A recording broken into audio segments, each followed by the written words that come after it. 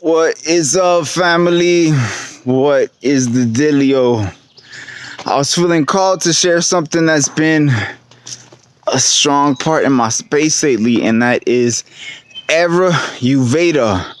It's a 5,000-year-old Indian science and technology about health and about being balanced with our mind, body, and spirit, and how when we do so, it allows us to thrive, because it's our very nature to thrive. Like our organism, we have this unlimited wisdom that the body abides by, and all we got to do is give it the nutrients and then the space for it to flourish.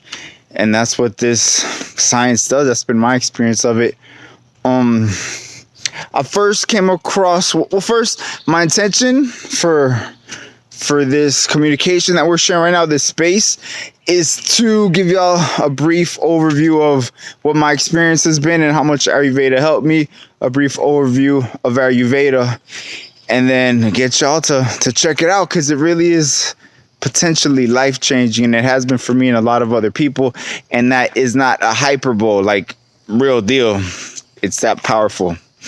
So first off, let's talk about Ayurveda. So big picture, it's Indian science, 5,000 years old. It's like the oldest texts in history are attributed to Vedas, and Ayurveda comes from that. And it actually translates to something about like the study of health. And it is the sister science of yoga. They both go hand in hand. And when I first discovered it, so for the past like 11 years, I've had moments of, brief moments of feeling good, clear and in my zone. But for extended periods of time, the opposite of that, like having no energy, being lazy, hard time getting out of bed in the morning, like snooze-a-thons, and overeating, eating sweets, eating late at night, which would perpetuate the cycle, not facing life, being on the sidelines, not being in touch and communication with the people, my friends and family, just being like in a cave and hiding. And for a while, I had a lot of shame around it. It's like, I know I've got all these big dreams and aspirations and potential and gifts. And why is it that I can't get myself to get going?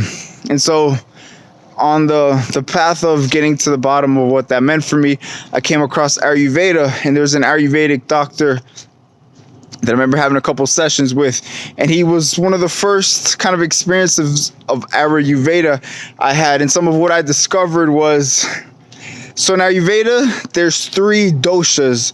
So a dosha is a mind body type. And in Ayurveda, so everything's composed of the 5 elements: air, water, fire, earth, and ether. And we're all made up of those elements, but there's 3 primary, say, archetypes that mind and body connected, and each of us primarily has one. Some people might have like 2 that are close, but it really helped me understand and gave me a context for what I was going through. So in my case, the dosha that I was experiencing at that time was kapha, and what kapha is a lot of water and earth element. So by nature, kaphas, when they're out of balance, like I was at the time, they like to eat, sleep, they're a bit lazy. And then that's when they're out of balance. But when they get into balance, they're like sweet. They're very, kind of caring, nurturing, compassionate. So that's their nature. But when it's out of balance, they're those things. And then the way they get in balance is to balancing it with the opposite elements. So with fire and air. So as a kapha, it's really good to eat stuff that's spicy, to have food that's light, because you're already heavy, so you want to have it light. And to move, one of the best remedies for kaphas is to move their body a lot. So I started to get introduced to the system, and initially I was a bit intimidated because there's a lot of different things involved in it, or so I thought initially. Like for kaphas, there's a lot of cooking food, and I was never the type to really cook food. And there was like self-massage and oiling, doing yourself, all these like different things that were just really intimidating. So I knew of it, and I knew that there were certain foods that were recommended by the season, and I kind of loosely followed it, but I didn't pay much attention. And then about 7 months ago, I reached the point where I'm like, I'm really ready to dive into this with the intention of really feeling the full benefits of it. And then, like, since then, I've been integrating it more and more in my life. And I've reached the point to where now, like, I haven't really had any of those ups and those downs. I've been kind of a nice, even keel, like, back to my normal self, whatever that means. But close, like, in that frequency. And I have a lot of energy. I'm focused. Like, I feel nice and creative. And I'm so grateful that Ayurveda gave me the tool set and, like, the philosophy.